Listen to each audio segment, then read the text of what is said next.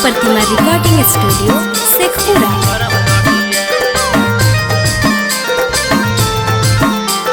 Mix by Shailendra Babu.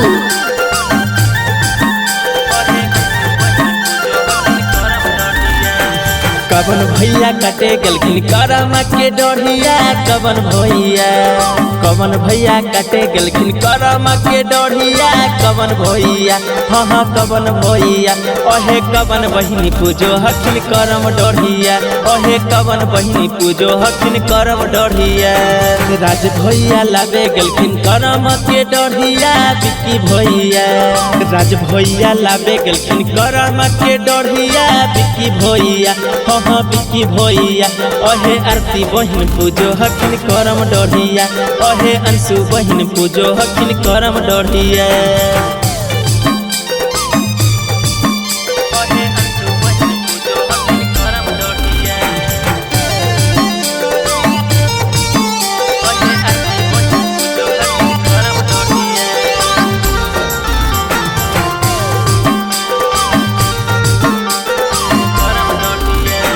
कवन भैया लावे गलखिन पोखर से मटिया।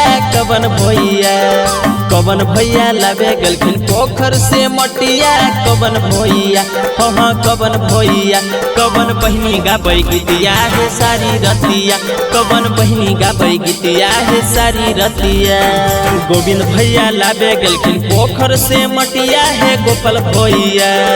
गोविंद भैया लावे गलखिन पोखर से मटिया है गोपाल भैया हाँ गोपाल भैया। सोनम बहिनी गाबै गीतिया है सारी रतिया। गायत्री बहिनी गाबै गीतिया है सारी रतिया। सोनम बहिनी गाबै गीतिया है सारी रतिया।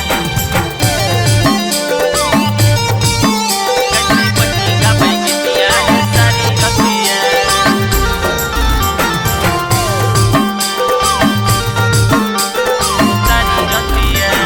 कवन भैया आखिन है गंगा पार करी। कवन भैया आखिन है गंगा पार करी। कवन भैया हाँ कवन भैया ओहे कवन बहिनी देखो है उनकर रोहिया। ओहे कवन बहिनी देखो है उनकर रोहिया।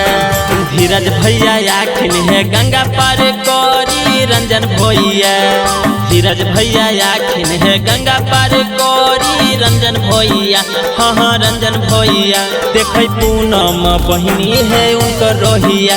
देखै जूली बहिनिया है उनकर रोहिया।